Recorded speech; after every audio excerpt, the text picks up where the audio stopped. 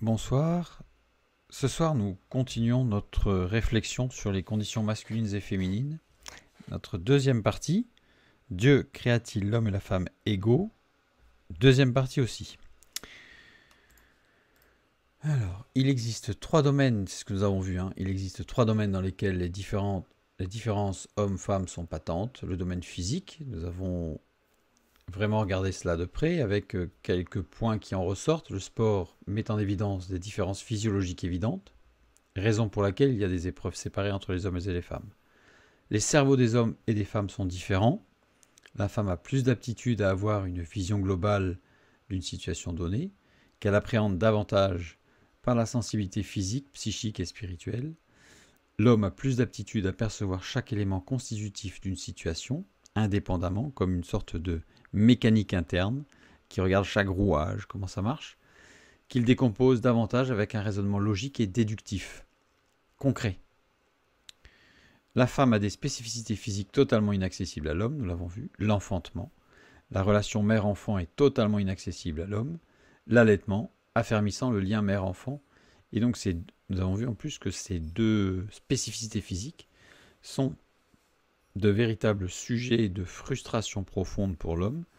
Du coup, ce qui entraîne une sorte de fascination pour les deux parties du corps de la femme qui sont engagées dans ces deux spécificités physiques, l'enfantement et l'allaitement.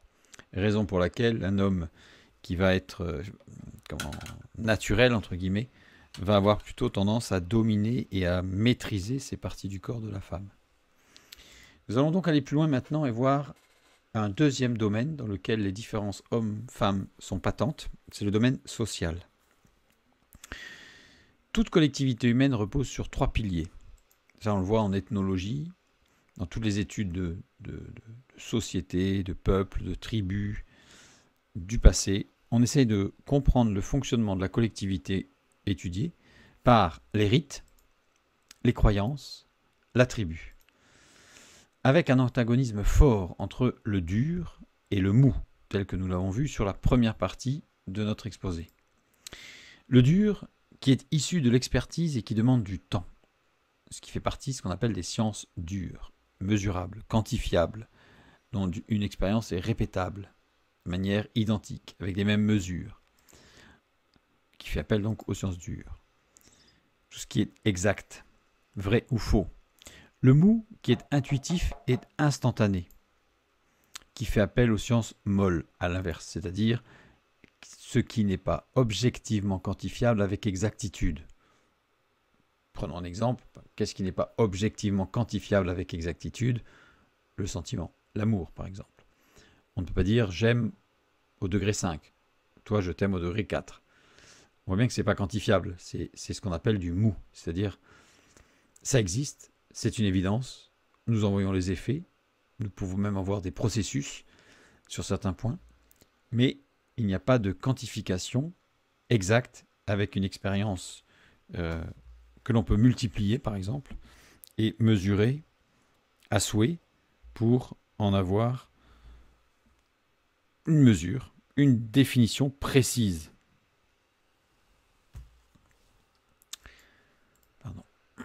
Donc les rites, ce qu'on appelle les rites dans les trois piliers d'une société ou d'une communauté ou d'une collectivité, les rites sont les actions répétées, ce qui se répète. Alors c'est pas forcément un rite dans le sens religieux, ça peut être un rite du style, par exemple nous avons 3 repas par jour dans notre civilisation, notre culture, le matin, le midi, le soir. Donc c'est un rite. À midi, tout le monde s'arrête pour manger. C'est un rite collectif, un rite. Donc voilà, donc il y a des choses comme ça qui sont rituelles. Les croyances, ça c'est clair, c'est ce que l'on croit être vrai. Et la tribu. La tribu, c'est le groupe dans lequel on évolue. On va toujours s'associer à un groupe, faire partie d'un groupe, et qui va être identitaire. C'est-à-dire qu'on va s'identifier à ce groupe, et le fait d'appartenir à ce groupe nous donne une identité collective, dans la collectivité. Le mou, nous avons vu que c'était l'aspect auquel les femmes sont beaucoup plus sensibles, dans leur fonctionnement, dans leur état. Le dur, aspect auquel les hommes sont beaucoup plus sensibles. Donc on voit que là, il y a une sorte de, on va pas dire d'opposition, mais de symétrie. Vous allez voir pourquoi on peut utiliser ce terme de symétrie.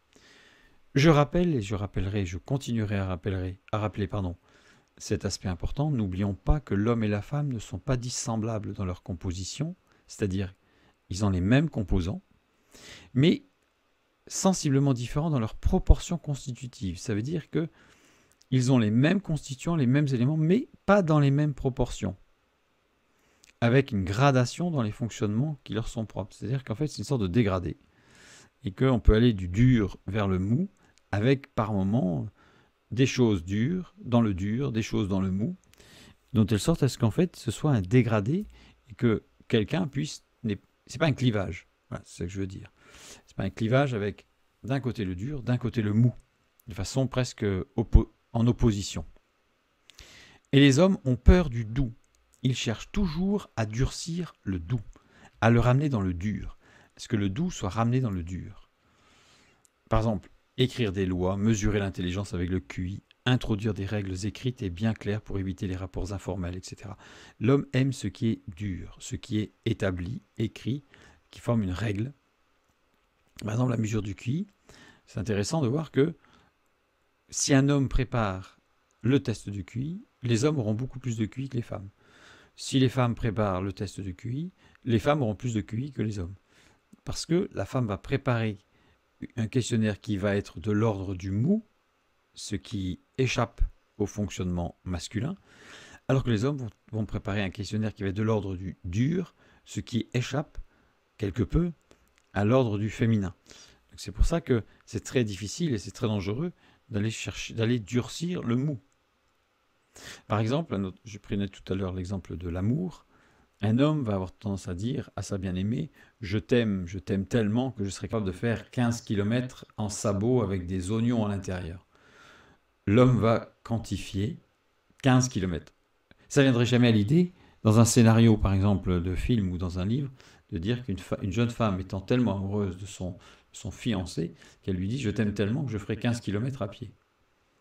La femme va utiliser des arguments, des démonstrations beaucoup plus dans le mou, c'est-à-dire dans le sensitif, dans quelque chose qui n'est pas quantifiable, qui va être beau, grand. L'homme va ramener le doux dans le dur, quantifiable, 15 km. Donc ça veut dire que si un autre disait à côté à sa fiancée « moi c'est 10 km », on pourrait presque dire « ah, il y en a un qui l'aime plus que l'autre ». Dans une conception du dur, dans une conception masculine, du masculin, de l'aspect masculin. Et les femmes cherchent toujours à adoucir le dur, à ramener le dur dans le mou. Habituée à devoir gérer l'imprévu avec les enfants, les humeurs du mari. C'est-à-dire qu'en fait, la femme va voir sa maman, la fille voit sa maman qui gère l'imprévu avec les enfants. Un enfant, c'est toujours imprévisible. Une maman est toujours sur le qui-vive parce que l'enfant est imprévisible. À tout moment, il peut se passer quelque chose, il peut se mettre à pleurer, il peut avoir une envie, peut-être pour certains un caprice, je ne sais pas. Mais en tous les cas, la maman, elle gère. Elle gère l'imprévu. Alors que le papa, il aime ce qui est cadré et bien sur les rails. Et puis elle gère aussi, le mari rentre du travail, en règle générale. Elle va découvrir quelle humeur, de quelle manière, qu'est-ce qu'il a. Comment il est. Et elle va s'adapter. Elle va avoir une tendance à s'adapter. Donc elle est dans le mou et dans la gestion du mou, dans la gestion de l'imprévisible.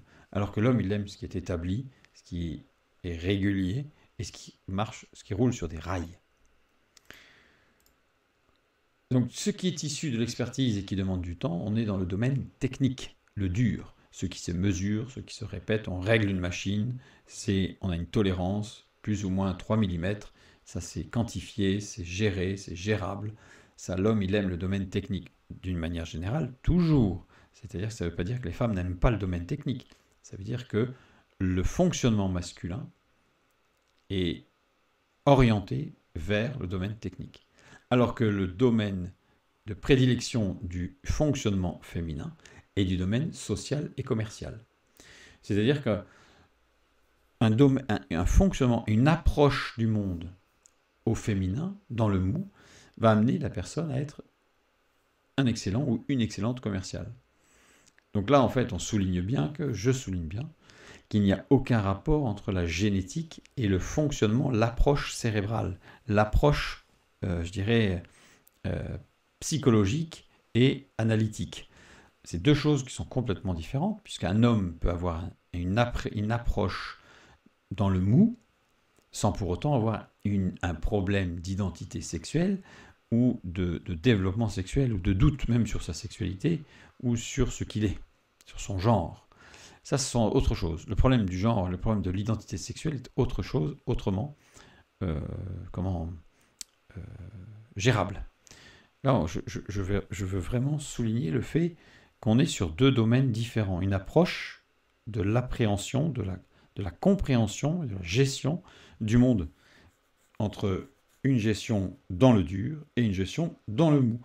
Et on l'appelle masculin-féminin parce qu'il y a une prédilection, et je dis bien que c'est absolument pas un clivage, on a une prédilection du masculin vers le dur et du féminin vers le mou.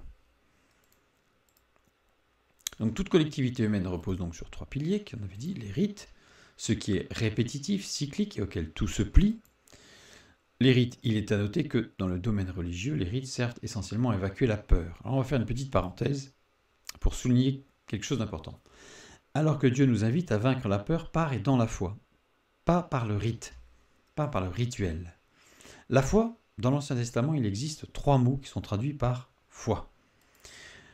Emouna, Emoun ou Emin et Emet. Alors, qu'est-ce qu'Emouna? Emouna désigne une disposition intérieure, Emoun, une confiance qui permet de s'engager, donc quelque chose qui va aller de l'intérieur vers l'extérieur. On a quelque chose à l'intérieur qui permet de sortir de son petit cocon et de sa limite individuelle, donc d'aller vers l'extérieur.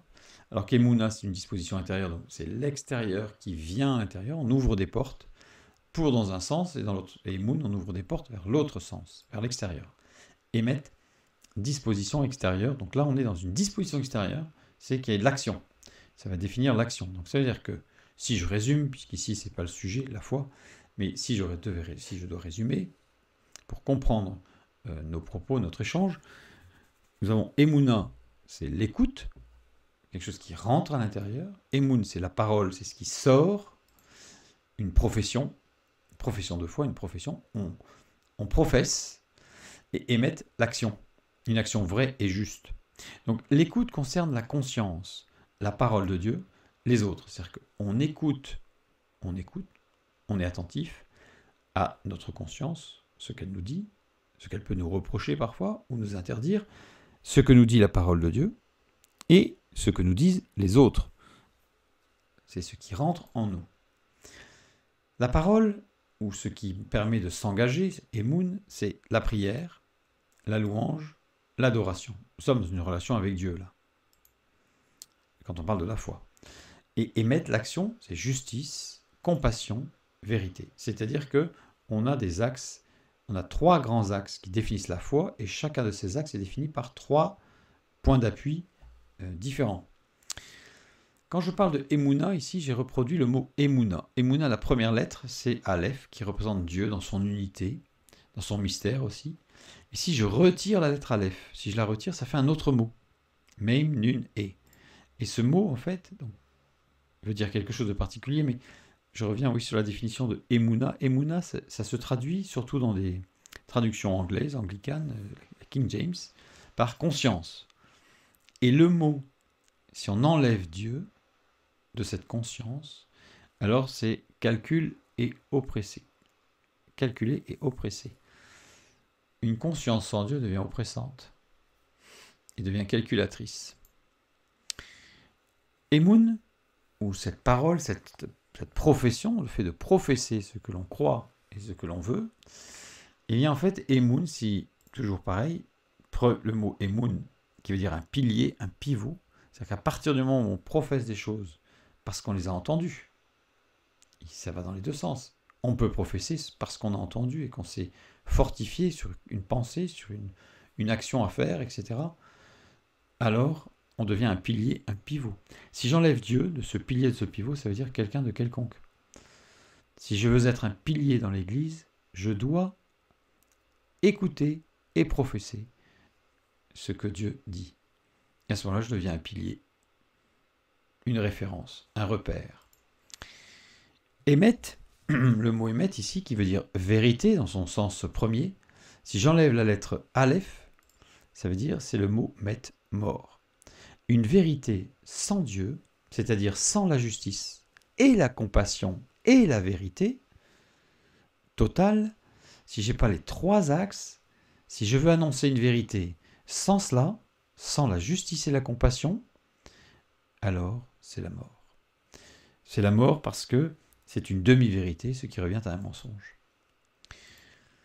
La maturité spirituelle, c'est de développer ces trois axes de façon homogène tout au long de sa vie, tout au long de sa marche avec Dieu. Ça, on aboutit à la maturité spirituelle, c'est-à-dire le développement de la foi, de sa foi, sur les trois axes de façon équilibrée.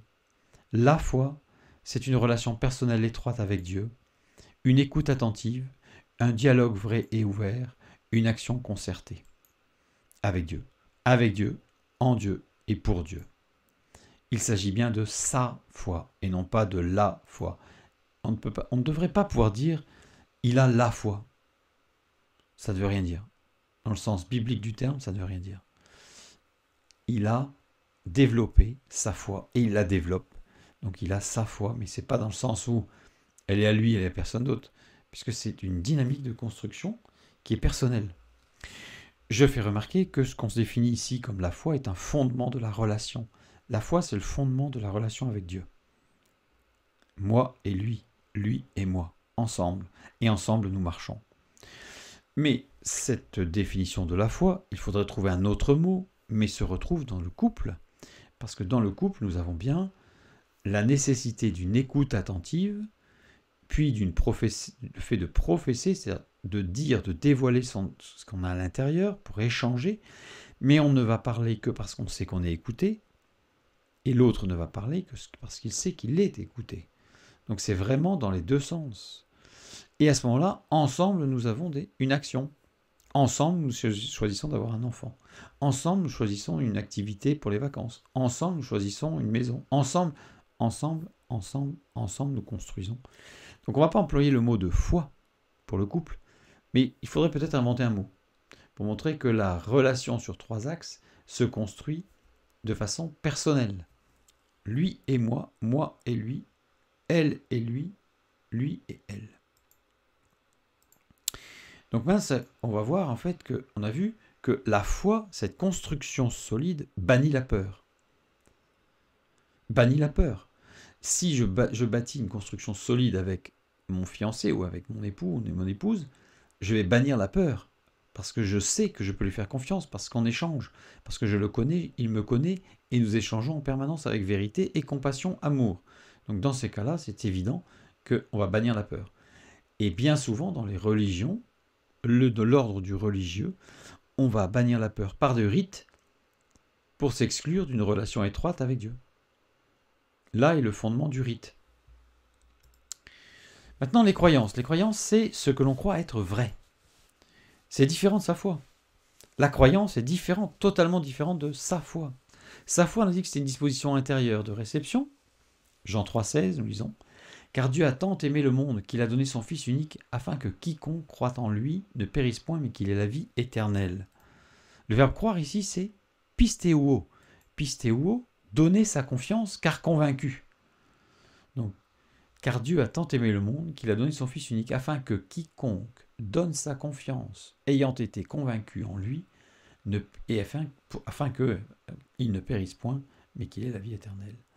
Donc ici, on voit bien que le croire, ici, ce n'est pas une croyance, ce n'est pas quelque chose qui laisse quelque part un petit doute, parce que quand je dis « je crois qu'il y a un livre dans l'armoire », ça sous-entend qu'il ferait bon de vérifier, parce que rien ne dit que cela est vrai.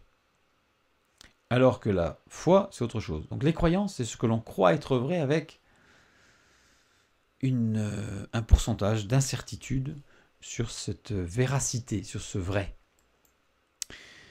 La foi, c'est une disposition une confiante de profession, un engagement de l'intérieur vers l'extérieur, comme nous l'avons dit, Matthieu 10, 32. C'est pourquoi quiconque me confessera devant les hommes, je le confesserai aussi devant mon Père qui est dans les cieux. Une disposition extérieure dans l'action, troisième axe de sa foi. Jacques chapitre 2, verset 26. Comme le corps sans âme est mort, de même la foi sans les œuvres est morte. Et on le comprend. comment peut-on construire une relation solide sans qu'il y ait d'action ensemble? Un couple se bâtit sur les échanges de l'un vers l'autre et de l'autre vers l'un pour pouvoir agir ensemble. Par exemple, dans la relation sexuelle, mais aussi dans toute autre activité.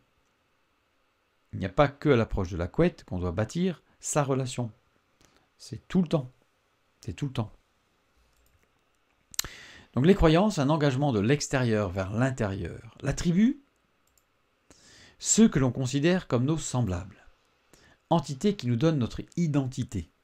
Très souvent, on s'associe à un groupe et qui va devenir pour nous identitaire.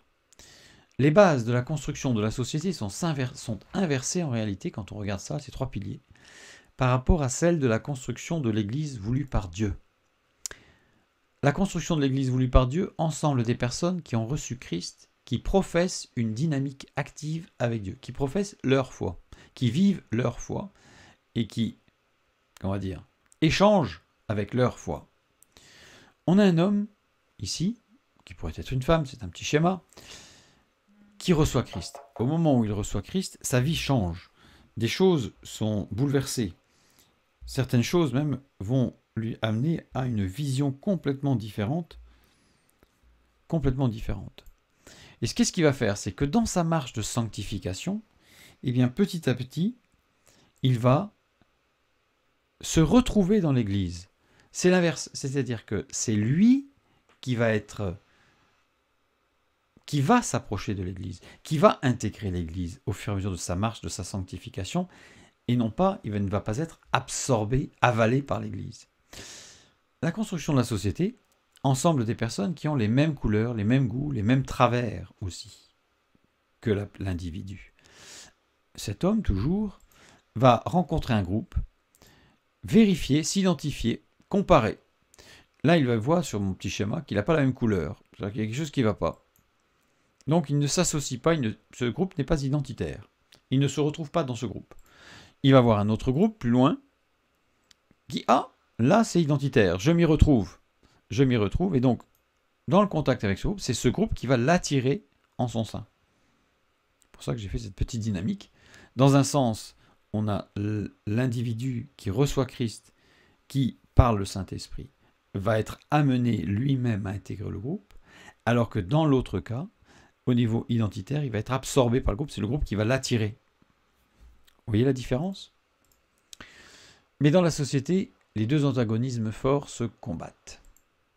Les durs et les doux, ou les mous. Les durs, ce sont les fabricants, avec des habitudes, des calculs de coûts, des règles techniques. On est dans le dur, dans la matière brute, dans le quantifiable, dans le mesurable, dans le répétable. Et on a les doux, ou les mous, qui sont les commerciaux. Je me place d'un point de vue économique. Avec des prospects toujours nouveaux auxquels ils veulent plaire. Le prospect, ça change. Le commercial, il est face à du changement permanent. Il faut qu'il s'adapte. Alors que le fabricant, il est face à sa machine qui est immuable et qui n'a pas besoin d'adaptation, si ce n'est de réglages précis, mesurés. Le fabricant, il cherche la permanence. Toujours la même chose. Que ce soit le plus fiable possible. Avec des tolérances mesurées. Le commercial, il cherche à s'adapter et à plaire. À plaire parce qu'il faut toujours que ce soit nouveau. Il y a de l'aspect émotif, une émotion, une sensibilité, quelque chose qui n'est pas dur. Quelque chose qui est dans le mou. Mais autant il s'oppose de façon farouche, puisque le commercial va dire au fabricant, il faut que tu changes ton vieux truc parce que ça ne plaît plus. Maintenant, il ne faut plus que ce soit rouge, il faut que ce soit noir, il faut que ce soit bleu. Puis il faut rajouter un petit voyant, et puis une petite LED, et puis un petit bouton. Ça fait la même chose. Mais on rajoute un petit quelque chose, il faut que ça flash. Le fabricant, lui, c'est l'inverse. Il va dire au commercial, tu m'agaces, toi, avec tes gens qui changent tout le temps de goût. Va, j'ai un super produit, vends-le. Donc on a une opposition permanente entre les deux. Et pourtant, dans une société, ils sont tous les deux indispensables. On ne peut pas imaginer un fabricant qui n'est pas de vendeur. Et on ne peut pas imaginer des vendeurs qui n'aient rien à vendre. Ça ne marche pas. Donc, le fabricant, il a des exigences intrinsèques qui viennent de l'intérieur, avec un pouvoir matériel sur la matière. Les commerciaux, eux, ils ont des exigences extrinsèques, c'est-à-dire que ce n'est pas leur machine qui leur impose des limites, c'est le client qui veut. Et donc, la contrainte, elle vient de l'extérieur. On a vraiment deux fonctionnements différents, avec un pouvoir émotionnel. Il faut que le produit plaise. Et le fait de plaire, c'est quelque chose qui n'est pas mesurable, quantifiable. On ne va pas dire il faut que ça plaise au degré 3, il faut que ça plaise au degré 4. Il faut que ça plaise. Il faut que ça plaise. On est dans l'émotionnel. Je peux remplacer le fabricant et le commercial par les permanents, les élus par exemple. Nous avons des élus comme le Premier ministre qui arrive et qui va dire aux permanents, donc c'est-à-dire à toute l'administration, tous ceux qui font marcher la machine, comme on dit, il va dire pour pouvoir être réélu, ou j'ai été élu parce que les gens voulaient telle ou telle chose. Et donc les permanents vont lui dire, mais bien sûr, monsieur le ministre, il n'y a aucun problème, nous vous suivons à 100%, avec seulement quelques petits soucis, c'est que nous n'avons pas les sous, nous n'avons pas les effectifs pour le faire, et nous n'avons pas le temps. Mais à part ça, nous vous suivons, monsieur le ministre. Pourquoi? Parce que les élus, eux, de toute façon, le ministre, il va sauter, un autre va le remplacer avec d'autres idées, d'autres couleurs, mais le permanent, il reste là, lui. Donc ce qui pour lui est important, c'est la permanence. C'est le fait d'être toujours dans un environnement maîtrisé, mesuré, avec des arguments comme on n'a pas les sous, on n'a pas le temps, il nous faudrait 3 mois, il nous faudrait quelques millions de plus, il nous faudrait 12 personnes de plus. Tout ça, c'est quantifié, c'est quantifiable. Ça, on est dans la permanence. L'élu, lui, il est dans le mou. Il faut que ça plaise. Il faut que ça plaise. Mais on peut aussi remplacer ça par les hommes, les femmes. Alors on va remplacer pour les femmes, au lieu d'avoir, comme je l'avais mis, avec des prospects, puisque la femme n'a pas de prospects, on va plutôt mettre avec des aléas toujours nouveaux auxquels elle doit faire face. L'enfant, le mari, ceux qui l'entourent, etc. Dans Genèse 2,18, nous avons un exemple. L'Éternel Dieu dit, « Il n'est pas bon que l'homme soit seul, je lui ferai une aide semblable à lui. » Une aide, Ézer. Ézer, une aide particulière. 4 occurrences. Donc ce terme est employé 4 fois dans la parole de Dieu, dans la Bible, dans l'Ancien Testament, en hébreu. Une fois, c'est David a obtenu une aide pour saisir l'onction de Dieu. Psaume 89, 19. Une autre fois, en Daniel 11, 34, dans la fin des temps, certains saints ne se perdront pas grâce à une aide. Donc ils ne se perdront pas, ils ne perdront pas leur salut. Grâce à une aide. Adam chercha parmi les animaux, mais ne trouva pas d'aide semblable à lui. C'est une troisième, et donc quatrième avec Genèse 2,18. 2 versets après notre texte, le texte que nous avons lu, où on est dans le même contexte, c'est-à-dire que l'homme cherche une aide semblable à lui, Ézer. C'est-à-dire qu'on voit que cette aide a une particularité, puisque son emploi est exclusif sur ce sujet, à savoir une aide pour saisir la grâce, pour saisir l'onction de Dieu. Une aide qui permet de se rapprocher de Dieu. On va voir comment. Semblable à lui, Kenegdov. Kenegdov, parfaitement adapté pour donner la répartie et s'opposer justement. Une aide particulière qui va être parfaitement adaptée pour donner la répartie et s'opposer justement.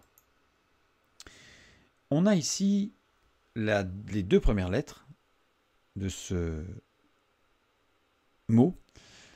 Alors, il n'y en a qu'une, mais comme il y a un dagesh, un point, c'est-à-dire qu'elle est doublée en fait, en réalité. C'est une représentation graphique simplifiée qui décrit le cri du corbeau. Pourquoi le cri du corbeau? Surprenant, surprenant. Regardons un peu ce que se passe. Illustration de l'intelligence du corbeau. Pour voir que c'est quelque chose de très intelligent qui est décrit ici. Dispositif. Nous avons un petit bâton. Ici, dans un support avec 2 lames de plexiglas transparente, nous avons vu un petit morceau de viande placé à la fente assez profondément ici. Il y a un petit bâton qui est au bout d'une ficelle sur un arbre, trop court pour atteindre le morceau de viande si on voulait l'attraper avec le petit bâton, mais suffisamment long pour aller atteindre les 3 petits cailloux qui se trouvent ici, dans des cases avec des barres. Nous avons un long bâton dans une boîte transparente, donc on voit le bâton, suffisamment long pour atteindre le morceau de viande. Les 3 cailloux, eh bien, ont un poids suffisant pour faire basculer le petit bâton et le récupérer. C'est-à-dire qu'il est sur un pan incliné avec une sorte de ressort, et il faut les trois cailloux pour faire basculer le bâton et le récupérer. Donc on est dans quelque chose de très très complexe, n'est-ce pas? Donc le corbeau a préalablement rencontré chaque problème séparément, c'est-à-dire que on l'a mis en situation devant le morceau de viande entre les deux plexiglas avec un bâton long, on l'a mis une fois devant les 3 boîtes avec le caillou et il s'est amusé à ressortir les cailloux, il fallait qu'il ressorte les cailloux. On l'a mis une fois devant la boîte avec le bâton long et il fallait qu'il récupère ce bâton long avec les 3 cailloux. Enfin, chaque élément séparément a été déjà rencontré préalablement par l'oiseau. Donc, utiliser un bâton pour attraper les cailloux, utiliser les cailloux pour récupérer le long bâton et utiliser le long bâton pour récupérer la viande. Ça, ce sont les 3 cas de figure qui ont été déjà vus par l'oiseau, le corbeau. Donc ici, je voulais illustrer en fait que l'oiseau, sur cette vidéo, l'oiseau en fait va analyser les faits et va récupérer le petit bâton, tester pour prendre la viande mais ne pas réussir, il va comprendre qu'il faut qu'il prenne les cailloux, va prendre chacun des cailloux et le mettre dans la boîte, et avec les 3 cailloux, il va récupérer le bâton long, et avec le bâton long, il va retourner de l'autre côté pour récupérer le morceau de viande. C'est-à-dire que le corbeau, en fait, est l'un des animaux, soit des oiseaux, les plus intelligents que nous connaissions. Raison pour laquelle Noé a utilisé un corbeau pour la sortie de l'arche, raison pour laquelle Dieu a utilisé des corbeaux pour amener de la nourriture à Élie, etc., etc. Le corbeau est un animal très, très, très intelligent, capable d'analyser énormément de situations compliquées. En tout cas, qui nécessitent plusieurs étapes. Donc ici, je lui ferai une aide semblable à lui. Keneg Dov, dans son écriture, fait apparaître, le début du mot fait apparaître quelque chose qui fait appel à une intelligence particulière. Ensuite, les 2 lettres suivantes s'appliquent à toute espèce de lumière réfléchie. Et on va voir que c'est important. Ces 2 lettres, ici, Nun Gimel, amènent l'idée d'opposition, dans cette racine, dans la construction sémantique du mot, Dalet, avec le dagesh, le point, donc doubler la lettre. Toute idée d'influence par sympathie, par affinité, désigne au sens propre le sein de la femme, donc on a quelque chose qui désigne particulièrement la féminité, la femme, dans ce terme, Keneg Dov. Et les 3 dernières lettres forment une racine, désigne l'action d'agir par sympathie, affinité. Désigne l'action d'attirer et de pair. On est dans un fonctionnement féminin. Ce mot décrit un fonctionnement dans le mou, parfaitement adapté pour donner la répartie et s'opposer justement dans le mou. Ce Keneg Dov est employé uniquement 2 fois, tel que décliné et écrit comme cela. La 2e fois, c'est dans Genèse 2:20, juste après, quand Adam chercha parmi les animaux, mais ne trouva pas d'aide semblable à lui. Ce mot est spécifiquement employé pour l'homme qui cherche une aide semblable à lui. L'homme et la femme, je le répète, ne sont pas dissemblables ou singuliers dans leur composition, mais sensiblement différents dans leur proportion constitutive, sachant qu'il existe une gradation dans les fonctionnements qui leur sont propres. C'est-à-dire que c'est un dégradé, c'est un gradient, c'est pas unique, c'est pas ou l'un ou l'autre. On n'est pas dans le clivage parfait et total. Il est souvent dit que l'homme et la femme sont complémentaires. Complémentaires, c'est-à-dire que chacun est constitué de tous les éléments n'appartenant pas au premier. Voici 2 pièces complémentaires, 2 pièces de puzzle qui s'assemblent parfaitement et qui s'emboîtent l'une dans l'autre. Et tout ce qui est de l'un n'appartient pas à l'autre. C'est faux. L'homme et la femme ne sont pas complémentaires, ils sont supplémentaires. Alors, une petite nuance, si on peut dire petite, parce que c'est une énorme nuance en réalité. 2 supplémentaires ont des parties communes. L'homme et la femme ont des parties en commun. Ils ne sont pas que constitués de choses qui les différencient totalement. Donc ici, j'ai mis 2 pièces qui vont se superposer en partie. Et c'est cette superposition partielle, parce que ce sont des éléments communs, qui vont faire que ces 2 pièces ne sont plus séparables. Trop souvent, on a des couples qui sont complémentaires, c'est-à-dire que ils sont ensemble, colocataires, mais ils ont des activités ensemble. Certains même vont passer des vacances l'homme va passer des vacances avec ses copains, et la femme va passer des vacances avec ses copines, mais de façon séparée. Donc en fait, il n'y a plus rien en commun.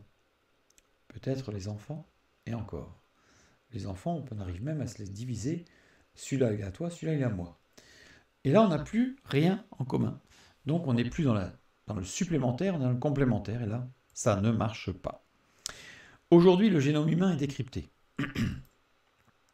On nous dit que l'homme et le singe possèdent un patrimoine génétique de base commun à 98,4%. Énorme, énorme. Ce qui ne laisse que 1,6% de différence entre l'homme et le singe, contre environ 5% de différence génétique entre l'homme et la femme.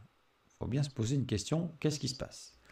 La réponse est simple, c'est que quand on a comparé le génome humain et le génome du singe, on a considéré que une grande partie du génome humain était un génome poubelle, c'est-à-dire un génome qui, durant l'évolution, a certainement été utile, mais qui ne l'est plus.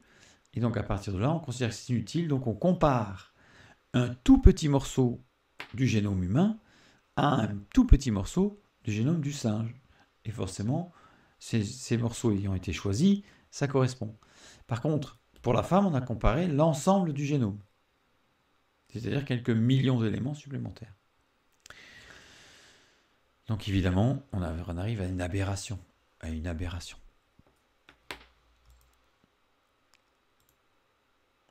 bien non. Non.